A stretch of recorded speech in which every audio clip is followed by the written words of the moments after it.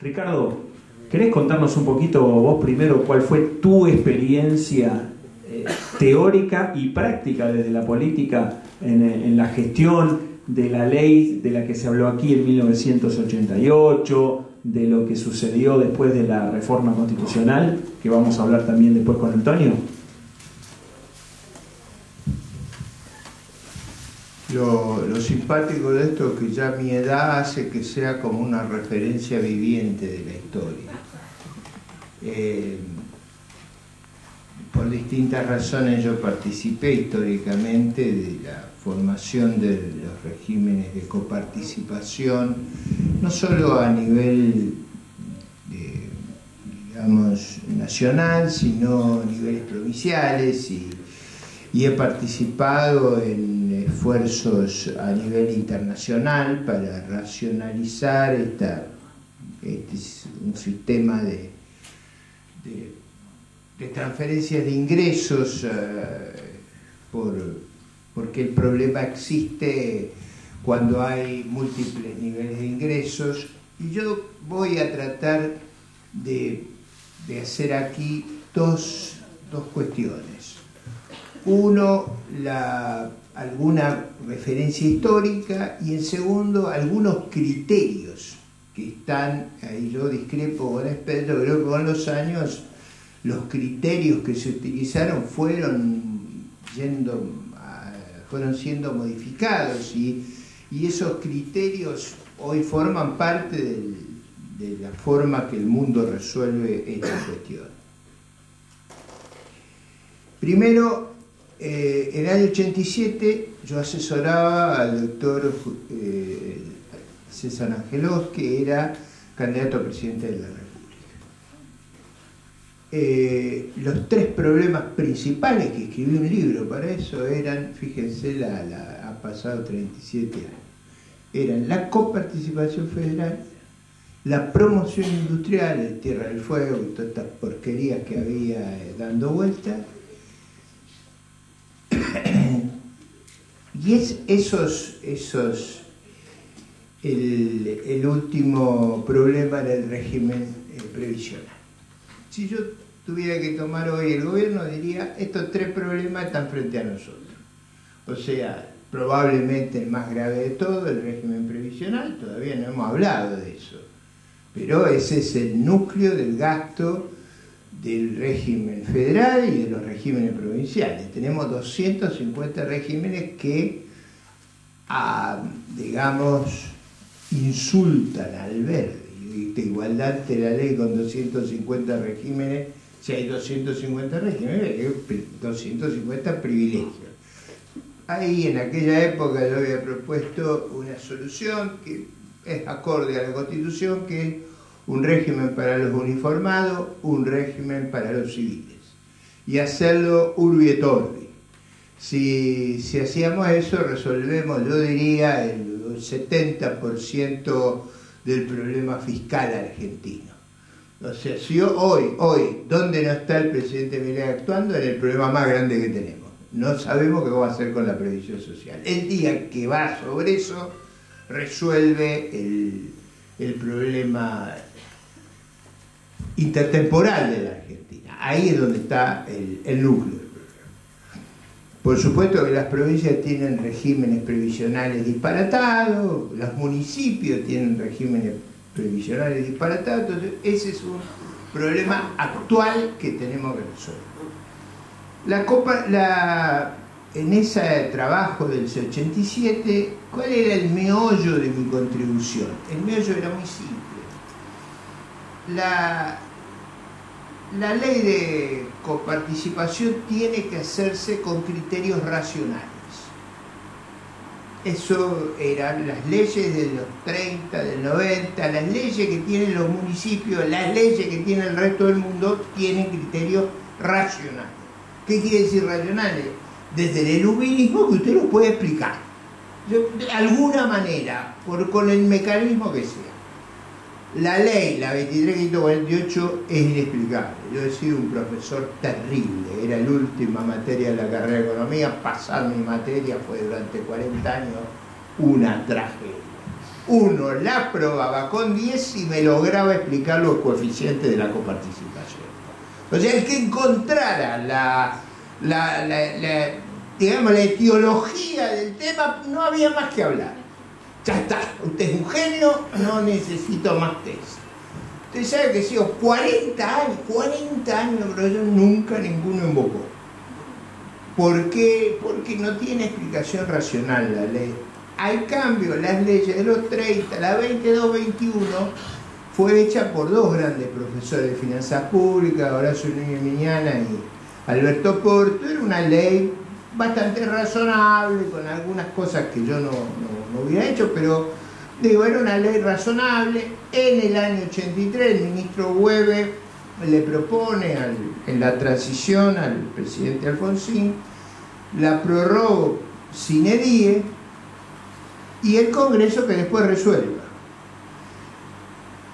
Viene al caso de la historia y dijo, no, confíe en el Congreso, vamos a hacer algo sensato. Sonamos, nunca se pudo hacer nada durante varios años, y cuando se hizo el más grande mamarracho que la historia imagina, que es la 2348, que además la tenemos en el altar de las cosas que son intocables, y que establece barra basada. Volviendo a la historia, acá yo ya cuento historia, nada más. En el año 2005 enfrento a Cristina Fernández de Kirchner por la senaduría de la provincia de Buenos Aires. Ella era senadora de Santa Cruz, competía por la provincia de Buenos Aires. La provincia de Santa Cruz tiene el doble de ingreso per cápita que la provincia de Buenos Aires, porque acá no es que se le saca a las ricas para darle a las pobres, se le saca a las grandes para darle a las chicas. Es decir, no, el criterio no es pobreza, es otro criterio, digamos, imposible de explicar. Entonces, Santa Cruz recibía 7 veces per cápita lo que recibían los bonaerenses, y la que había vaciado a los bonaerenses era la que era electa senadora. Yo ahí casi creo que era inarreglable el problema. Después, ese ánimo irlandés browniano de creer que se puede, a Brown una vez, a Marco Avinel le escribió un libro que se llama, que se lo sugiero, El combate perpetuo, y tenía esa capacidad de volver a combatir, pero con estas experiencias que uno ha vivido, la 23.548 y la anécdota de Cristina, estaría suficiente. Y el cuento de Hueve, porque ese también es importante. Si se hubiera prorrogado, gran parte de los problemas que hubo en la década del 80 no hubieran existido, y gran parte de los disparates que sufrimos posteriores no hubieran existido. ¿Qué es lo que tiene que hacer una ley de coparticipación? Tiene que tener dos características. La primera, ser intramarginal. No puede afectar decisiones en el margen. O sea, tiene que ser una fracción no muy grande de los recursos totales. Porque si afecta decisiones marginales, produce todos los incentivos de ilusión fiscal, de exceso de gasto. Entonces, tiene que ser una fracción de los recursos. Esa es importante. ¿Cuál es el segundo principio? El principio es igual tributación marginal para personas que ganen lo mismo en todo el territorio del país. Al tener diferencia de ingreso cada provincia respecto a otra, lo que usted hace con el revenue sharing, con la coparticipación, es igualar la base de tributación.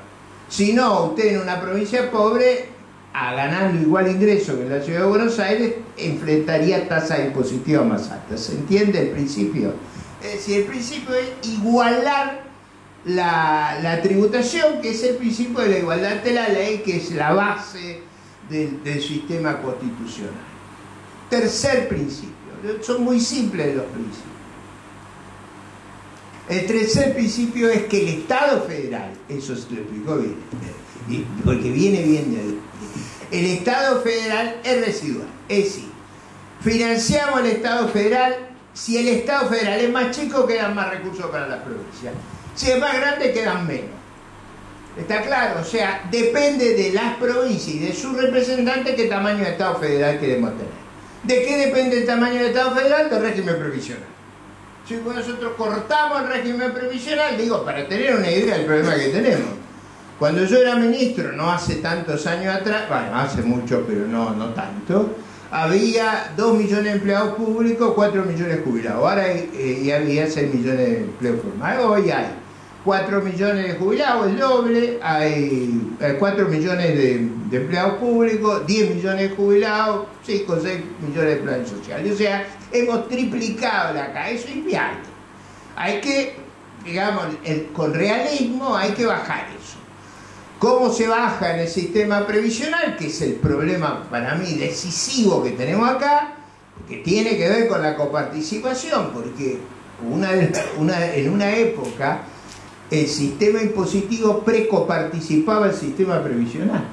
Entonces, lo que hacía sensato al sistema previsional es que la provincia todos votaban para cortar, para que ese régimen sea restrictivo.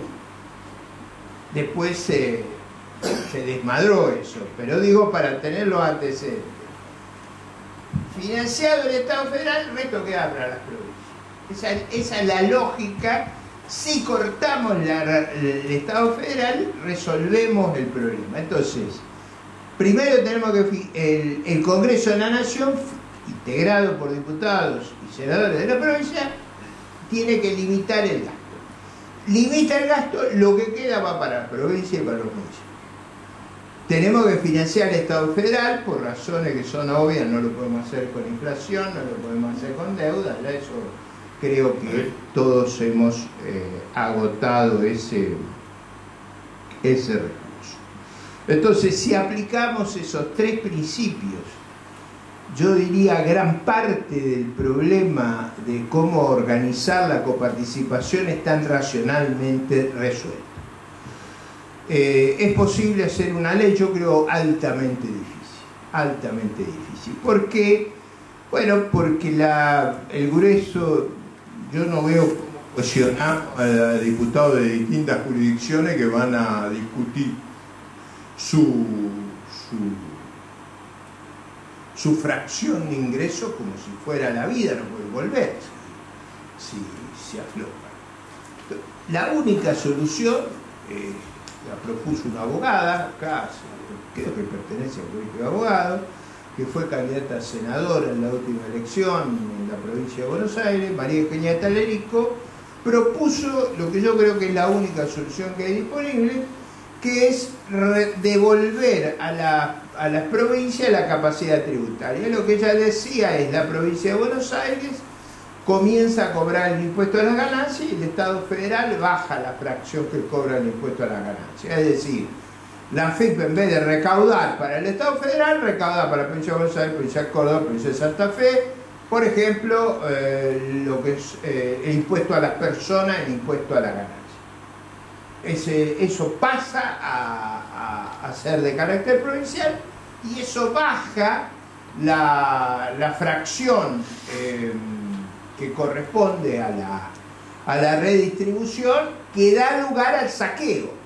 Porque esto está muy estudiado. Donde hay bien en propiedad común hay saqueo. El capitalismo surgió con los cercados, cuando se delimitó la propiedad privada. Si hay propiedad común, hay saqueo.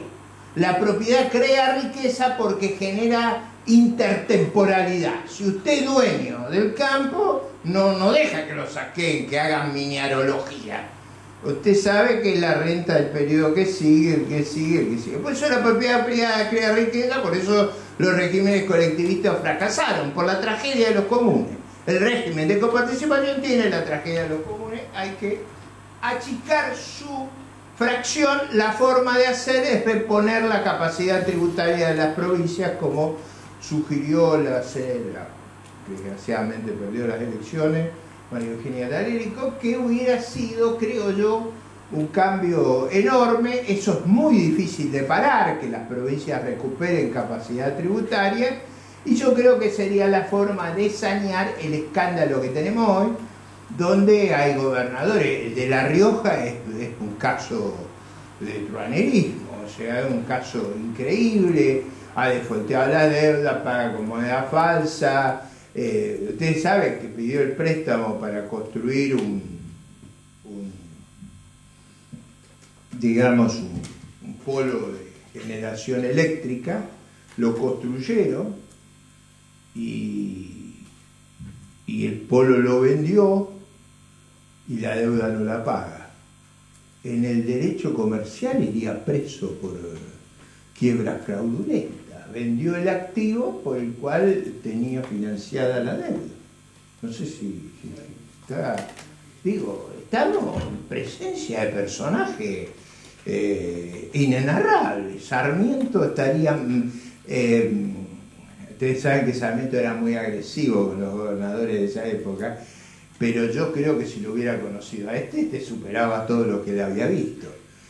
Quintela es un personaje, bueno, Fran es un personaje digamos, del folclore criollo, o sea, es casi un emperador en su y el más vivo de todo es de los estadios. Ustedes ven que tenemos estadios, si hay que hacer la Fórmula 1 en el único lugar que se puede hacer es en Santiago del Estero, porque hoy tenemos un vivo bárbaro. La coparticipación se quedó con una fracción muy grande y fue menos idiota que los demás, la administra con cierto cuidado y tiene unos márgenes financieros extraordinarios. Bueno, como resumen, el régimen de coparticipación federal, yo alguna vez decía, para persuadir sobre alguna salida, decía, adoptemos cualquiera de los regímenes de reparto de las provincias a los municipios. El régimen alemán, el australiano, el canadiense, si ustedes quieren, el indio, el chino, el que quieran, menos el que tenemos. Menos el que tenemos. Porque todos esos regímenes tienen una lógica de racionalidad. El nuestro no. El nuestro no. Ya le digo, de las provincias a los municipios, cualquiera de ellos resolvería el problema mejor. Lamentablemente no lo hemos podido encauzar, pero creo que ese camino de Talerico es el más idóneo, el que podemos hacer gradualmente e ir recomponiendo la correspondencia fiscal. O sea, hacer que la provincia que contribuya le devuelvan lo que corresponde. Hay otro punto que, y con esto cierro, esta patología en la finanza pública argentina es muy agudo. ¿Por qué hay tanta resistencia al Estado en la Argentina? ¿Por qué hay esa indignación, eso es del ladrón estático, del saqueador? ¿Por qué ocurre eso? Porque en general en todos los países los estados cobran impuestos y devuelven servicios. Acá no hay servicios que se devuelvan porque el Estado cobra impuestos para hacer transferencias. O sea, lo que creció nuestro Estado no fue porque proveyó servicios, sino hizo transferencias de todo tipo. Entre otras, en el corazón de eso está el régimen previsional. Régimen previsional y de salud. Si uno reforma ese problema, el debate sobre la coparticipación pasa a ser más sensato. Lo que, por ejemplo, todo lo que le quieren cortar los ingresos a la nación, el problema que uno tiene ahí es que el tema es el sistema previsional. Hay que ordenarlo, hay que hacerlo de nuevo actuarialmente sostenible. Eso crea las bases para la reforma del régimen de distribución de ingresos entre nación, provincia y municipio. Gracias. Muy bien, Ricardo, nos vamos con una nota de optimismo, porque según Ricardo esto está tan mal que cualquier cosa que hagamos puede ser mejor. Un paso hacia cualquier parte es un paso hacia adelante. Luciano estudió esto, estudió, miren, así como lo ven, tiene 14 años, envejeció estudiando y hizo una propuesta que estaba incluida en la plataforma electoral de Juntos por el Cambio en la elección pasada, que fue muy ponderada por varias personas, entre ellas nuestro otro compañero aquí en el panel, Ricardo López Murphy.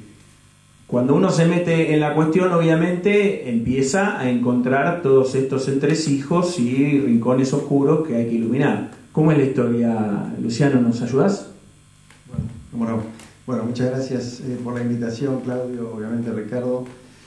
Creo que hemos hemos pasado en estas dos primeras exposiciones por todos los problemas y la historia del régimen de coparticipación. Yo me voy a referir muy brevemente a lo que creo son los principales problemas del régimen, pero voy a tratar de ir sobre todo a la discusión institucional, un poco para dejar la pelota picando al próximo panel, respecto a las discusiones que nos tenemos que dar sobre los requisitos para un cambio en el régimen de coparticipación. Obviamente la reforma 94 es un mandato cumplido, como se dijo bien aquí, la coparticipación genera incentivos perversos en términos de falta de correspondencia fiscal. Esa falta de correspondencia fiscal ha creado gobernadores feudales que se han dedicado a expandir el empleo público, desplazando el empleo privado, incluso en muchas oportunidades incluso desplazando la inversión privada como mecanismo de autopreservación, digamos, ¿no? Porque en la medida que me consta que en algunas provincias ha habido inversores queriendo aproximarse y el gobernador los corrió, porque básicamente cualquier otra fuente de ingresos y de independencia económica que empiece a surgir en una provincia es una competencia eventual para un gobernador feudal. Como consecuencia de eso, entre 2005 y 2022 el empleo público provincial se expandió en 50%. Casi 700.000 nuevos empleos creados en las provincias.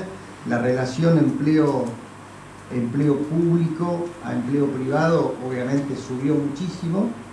Y tenemos obviamente una enorme, digamos, sesgo hacia las provincias que yo denomino rentísticas, en términos de que reciben mucho más de lo que aportan a la coparticipación respecto a las que aportan más de lo que reciben, que como decía recién Ricardo, no necesariamente es un criterio de pobres o ricas, sino más bien de chicas y grandes, digamos, ¿no? Que lo hace todo más confuso. Para que tengan una idea, Tierra del Fuego tiene 127 empleados públicos cada 1000 habitantes, Santa Cruz 114, La Rioja lo mismo, Catamarca 103, la región centro, que son los que más aportan a la coparticipación, Mendoza, Santa Fe, Córdoba y Buenos Aires, la provincia de Buenos Aires tienen menos de 40 cada 1000 habitantes. O sea, evidentemente el sistema es perverso. Y obviamente además está una segunda cuestión que creo que es, digamos, aún más perjudicial, que es, o tan igualmente perjudicial, que es lo que yo llamo impuestos invisibles, o lo que Katterberg denomina impuestos invisibles, que son la cantidad de impuestos, como recién decía muy bien José Luis Esper, en la medida que hay una gran multiplicidad de pequeños impuestos invisibles, se pierde el control del impositivo y se pierde el control, precisamente esa correspondencia fiscal entre cuánto estoy pagando y cuánto estoy recibiendo, y a quién le estoy pagando y quién me presta ese servicio. Bueno, todo eso en la Argentina obviamente está absolutamente fuera de control desde hace muchos años. Y obviamente tenemos que buscar una solución. ¿A dónde podríamos ir? Muy rápido a este segundo punto. Yo lo planteo en el capítulo 6 de mi libro, donde abordamos toda esta cuestión de la problemática del federalismo fiscal. Planteamos una propuesta, como puede haber muchas, ¿no? Basado también un poco en la experiencia internacional, que son lo que se denominan transferencias de igualación, ¿no? Obviamente es una propuesta que, como todas las propuestas de coparticipación, parten de un limbo, digamos, de una construcción teórica, porque después vamos a analizar la factibilidad política y jurídica de hacer una reforma, porque creo que ese es el problema. De hecho, papers hechos por economistas sugiriendo cambios a la coparticipación federal puede haber infinitos. Cada uno tiene un diseño, digamos, que le parezca más o menos apropiado para mejorar solucionar todos estos problemas. El problema es que nunca se lleva a la práctica por una cuestión política que ahora voy a abordar, que me parece que es el núcleo sobre el cual tenemos que trabajar, especialmente acá, en este foro. Transferencia de igualación, para decirlo muy rápido, es básicamente lo que se usa la mayoría de los países de la OCDE para igualar, obviamente la Unión Europea. Básicamente hay diferencias entre regiones, somos un país federal, queremos que más o menos todos tengamos un desarrollo armónico. Bueno, se fijan primero necesidades fiscales en función de determinados parámetros, desarrollo, pobreza, ingresos, lo que sea. Se determina una suma y eso es determina lo que sería un requerimiento fiscal, digamos, ¿no? De una determinada provincia, para tener una base de servicios públicos iguales en todas las provincias. o regiones. Y después se hace lo que sería una base armonizada de impuestos según la capacidad de recaudación teórica bajo determinadas condiciones de un régimen nacional y provincial estándar. Con lo cual se fija cuánto debería recaudar en teoría esa provincia, dado su producto, etc., ¿no? O sea, entonces, bueno, eso le da una capacidad fiscal. La diferencia entre el requerimiento fiscal y la capacidad fiscal tiene que ser una transferencia de igualación. Las provincias que recaudan menos que los servicios mínimos que se requieren para igualar la cancha en todo el territorio nacional van a recibir una transferencia positiva, y las que tienen más capacidad tributaria respecto a ese requerimiento fiscal harán la contribución negativa. Obviamente estoy diciendo, provincia de Buenos Aires, Santa Fe tiene más capacidad, seguramente hará una transferencia negativa, financiarán algunas provincias. ¿Cuál es la ventaja de esto? Es que son transferencias de suma fija y hacen justamente, corrigen lo que Ricardo muy bien decía, que no cambian los incentivos en el margen. Porque al ser una transferencia de suma fija y estable en el tiempo, todo lo que el gobernador quiera mejorar por encima de ese gasto lo tendrá que hacer cobrando impuestos o mejorando la eficiencia con la cual presta los servicios públicos para sacarle jugo a esa transferencia. Y empieza a valer la correspondencia, y esto hace que, primero, sea un reparto un poco más equitativo, que considera algunos condimentos solidarios que están previstos en la Constitución, digamos, armónicos. También si usted quiere, algún condimento político para que uno pueda vender políticamente que esto es algo justo, sobre todo para las provincias que después van a tener que votar esto. Y es eficiente en términos de los incentivos. ¿Es la mejor solución? ¿Es la única? No, debe haber varias soluciones, digamos, parecidas, ¿no? Pero lo que quiero decir, esto políticamente cierra, políticamente será vendible, está en línea con los estándares internacionales y se podría incluso poner sobre una mesa de conversación. Como toda fórmula, va a tener algunas cuestiones arbitrarias y habrá ganadores y perdedores, y después podremos conversar sobre eso. Pero me parece que esa puede ser una solución. Pero es una entre muchas otras que pueden aparecer. Acá el problema de fondo que tenemos, y voy al nudo de lo que quiero plantear, es el diseño institucional que tiene la Argentina hoy. Es un diseño absolutamente perverso, que ha convertido al federalismo fiscal en una tragedia por varias razones. Una es la supuesta o no condición de unanimidad para un cambio del régimen de coparticipación, que nos ata las manos por un momento. Ya voy a volver a eso. La segunda es la ley Viñones del año 1980. La ley Viñones del año 1980 congeló la representación de la Cámara de Diputados y la convirtió en un segundo Senado. Para tener algunos números, la provincia de Buenos Aires, más Santa Fe, más Mendoza, más Córdoba, tienen el 55% de los votos en la Cámara de Diputados. Según la Constitución Nacional, deberían tener el 67%, de acuerdo al último censo 2010, ¿no? Entonces, la Cámara de Diputados es un segundo Senado, lo cual hace que todas las decisiones de gastos, de recursos, conviertan ese sesgo rentístico, extractivo de muchas provincias en una discusión que no solo se da en el Senado, sino también en la Cámara de Diputados. Pongo un ejemplo muy simple. Todos los años, ustedes van a ver, si agarran la ley de presupuesto, en casi todas las leyes de presupuesto de los últimos 10 años, aparece un artículo que pone 4, 5, 3, 6, 7, 8 millones de dólares, o un poco menos, según el caso, para financiar las carreras de motos GT en Santiago del Estero. Dice, ¿cómo el presupuesto pone? Y bueno, son los votos de Santiago del Estero. Todos los presupuestos, los míos yo pasé 3 o 4. Porque es un Senado, ¿no? Nosotros hemos pasado reformas tributarias con las provincias, con las provincias chicas. Por eso, según Samuels y Snyder, 2001, son autores que escribieron un paper muy bueno, se llama The Value of Vote, que analizan la cuestión de la sobrerepresentación de las poblaciones en el mundo. El Senado argentino es número 1 en el mundo en sobrerepresentación de la popular, digamos, ¿no? La Cámara de Diputados está sexta en el mundo, compite con otros senados del planeta.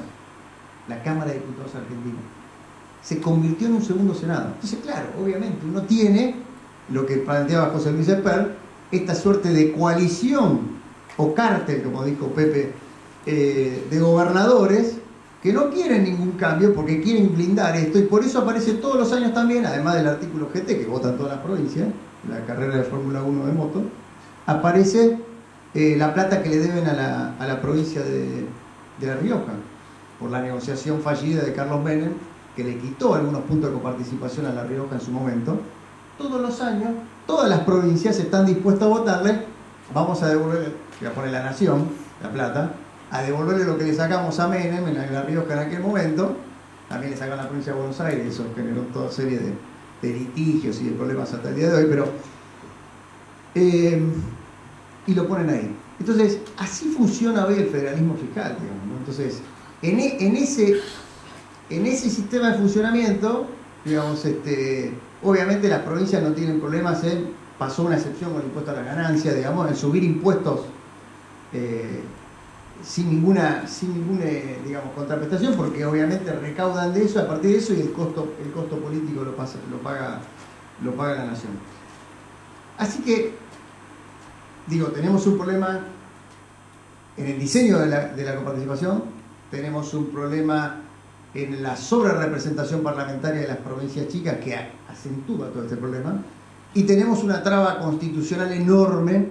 Bueno, va a ilustrar un constituyente sobre esto, yo no me quiero meter tanto, quiero plantear los temas,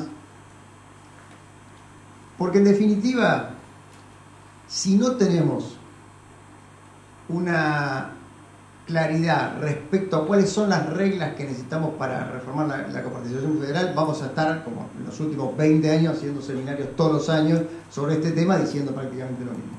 ¿Qué creo yo? Yo creo que hay que poner en tensión y debate el principio de unanimidad que exige el artículo 75, inciso 2. ¿Qué quiero decir? Yo creo que hay que plantearlo por el absurdo. O sea, la verdad es que las reglas que se interpretan, surgen del 75, inciso 2, para el cambio de la fórmula de la coparticipación, son más exigentes que reformar la propia Constitución Nacional. Y eso en sí mismo representa algo que, no me pido disculpas, ¿no? pero representa algún sinsentido, digamos, ¿no? No sabemos entonces si eso rige o no. Si no sabemos si rige o no el principio de unanimidad, es muy difícil que planteemos alguna reforma, porque automáticamente se cae por sí mismo, porque con una sola provincia que ejerza su derecho a veto se caería toda una nueva reforma. En caso de que no sea el principio de unanimidad, es un poco la discusión que voy planteando, como dije en el capítulo 6 de mi libro, ¿qué hacemos con las provincias holdouts, las que no acepten? Algo se planteó. ¿Se puede denunciar el régimen de coparticipación anterior? ¿Qué pasa con esas provincias? ¿Cómo las tratamos? ¿Se puede reglamentar el 75, inciso 2, como una alternativa, como una vía indirecta para decir cuáles son los mecanismos que se tienen que seguir para reformar la coparticipación? Obviamente la Constitución establece que, y creo que el mismo inciso, que no se puede reglamentar lo que dice la Constitución, pero acá no se trataría de reglamentar el artículo en sí, sino de poner los pasos que se requieran para reformar la ley de coparticipación. Es una interpretación finita, pero que habría que hacer, digamos, ¿no? Definir cuál va a ser y cómo va a ser la composición del organismo fiscal federal, digamos, ¿no? ¿Cuál va a ser la representación? La representación va a ser proporcional, por población, la del Senado, la de la Cámara de Diputados, la del CFI, que es un voto por provincia, que hace probablemente inviable, digamos, hacer ningún cambio que sobre todo proteja a las mayorías, digamos, la mayoría en términos poblacionales. Todas estas cuestiones que hoy no tenemos ninguna certeza, a mi juicio son las que tendríamos que abordar el primer día, antes de plantear. Después empieza la discusión política, pero tenemos que tener una discusión jurídica sobre cómo se hace esto. Si la discusión es, no, el principio de unanimidad es el que rige porque así está escrito, y porque a lo mejor algunos constituyentes de hecho lo expresaron así, digamos, ¿no? Creo que el miembro informante incluso habla como deliberadamente, tienen que estar todos de acuerdo, ¿no? Por eso ahora vamos a esperar la parte más rica de este panel. Pero si no lo hacemos, digamos, si no ponemos en tensión esto, en discusión, vamos a estar atrapados por siempre. Entonces, mi propuesta, humilde a esta altura, digamos, de lo que podríamos hacer, dado que abro una nota al pie, hoy tenemos una oportunidad histórica en la Argentina, como ustedes verán, estamos exponiendo 3 personas de distintos partidos políticos, de distintos bloques políticos, con una línea de pensamiento idéntica, vamos a decir, muy similar, digamos, ¿no? Eso es una oportunidad única en la Argentina, digamos, que esperemos no se desaproveche por motivos personales, por rencillas de todo tipo, pero tenemos una oportunidad importante hoy para plantear temas que hasta hace un año eran tabú en la Argentina. Y yo creo que esto refiere no solo a la irrupción del presidente Milei, que a mi juicio es más una reacción, o si usted quiere, un problema más de demanda que de oferta, digamos. O sea, creo que hay en la sociedad argentina hay verdaderamente una demanda de cambio. Si uno suma los votos de Patricia Bullrich y de Milei en la primera vuelta, suman 56, creo, una cosa así, y la continuidad, Massa sacó 36 en la primera vuelta. 36 fue lo que sacó Mauricio Macri en el 2015, y la continuidad, que eran Scioli más Massa, sacaron 58. Eso es lo que está reflejando el Congreso de la Nación, eso es lo que permite discutir cosas como la ley bases, una reforma laboral, o tantas cosas que estamos discutiendo. Y también podemos discutir estas cosas. Como si estamos discutiendo una reforma laboral, que era también otro tabú en Argentina, podríamos... Pero antes que hacerlo, necesitamos lo que yo creo que podría ser, y acá dejo en manos de los que saben, los constitucionalistas, nosotros necesitamos algo así, no sé si existe ese recurso, no sé cómo se hace, una declaración de certeza, como se hace en determinados casos, cuando un funcionario público suele ocurrir, uno va ante un juez y dice, mire, estoy por firmar esto, quiero una declaración de certeza que no voy a ir preso, por eso. Necesitamos que la Corte Suprema haga una declaración de certeza de qué interpreta por el 75, inciso 2, y qué es lo que tenemos que hacer desde el Congreso, cuáles son las reglas que hay que cumplir para que podamos aprobar un nuevo régimen de coparticipación federal. Sin eso, estaríamos obligados a ¿qué? A transitar el interminable camino de ir por una ley, pasarla de guapo, que La Rioja vaya a la Corte Suprema, que la Corte Suprema diga pónganse de acuerdo a la política porque yo no me meto en temas políticos, que la forma fácil de decir no me meto hasta que la sangre llegue al río. Y estaremos 10 años con un amparo, tratando de resolver si reformamos o no la coparticipación. Entonces, antes que ahorrarnos todo ese trámite interminable, que va a impedir probablemente que surja, necesitamos de alguna forma que la Corte Suprema se exprese en un tema tan importante. Ahora, ¿eso cómo se hace? No sé. Creo que tendría que ir el Poder Ejecutivo, perdón. Bueno, tendría que ir el Poder Ejecutivo Nacional y plantear lo que es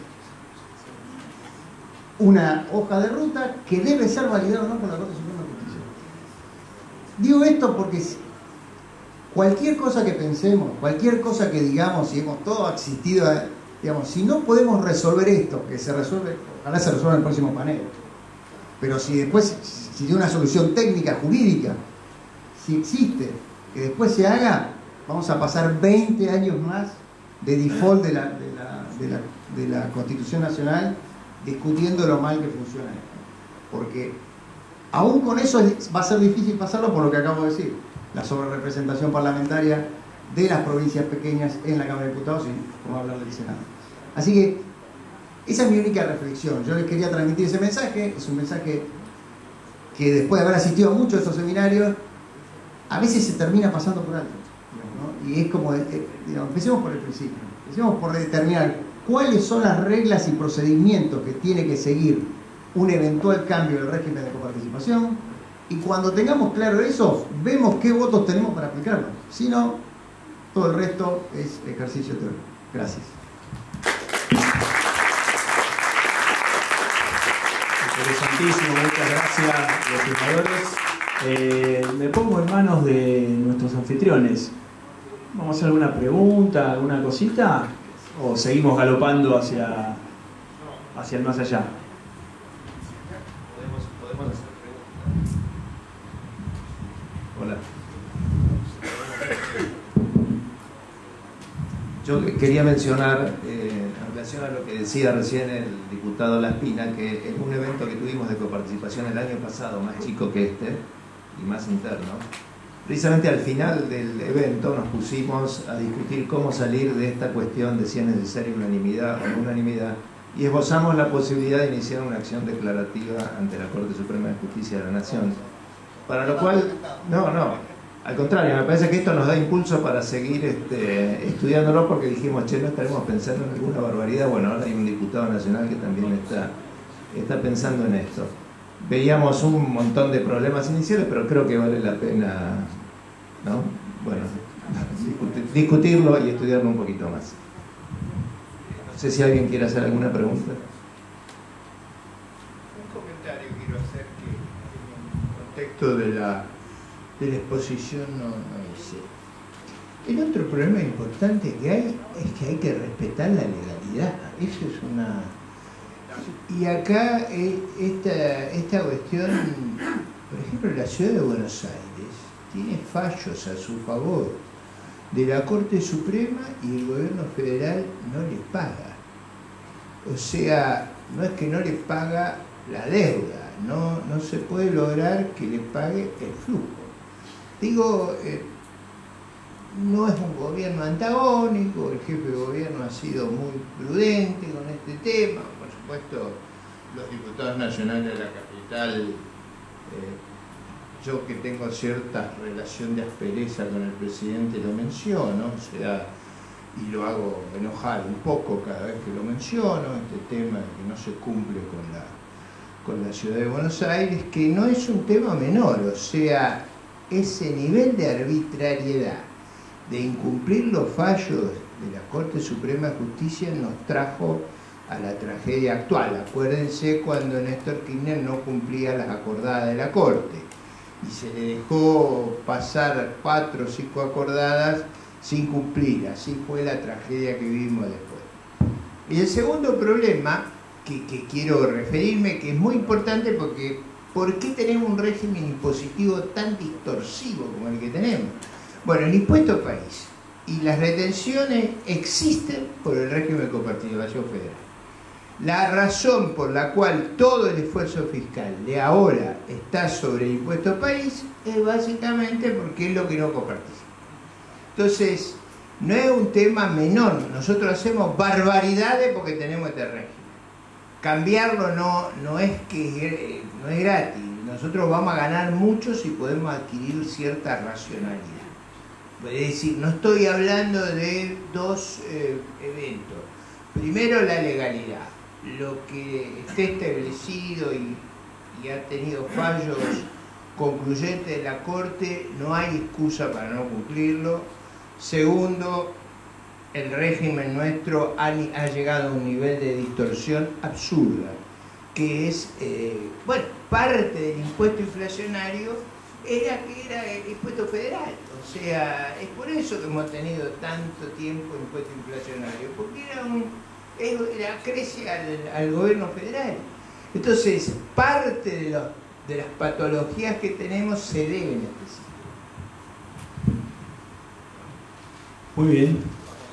Hacemos un pequeño cortecito a tomar un café, porque después viene un sprint final fuerte.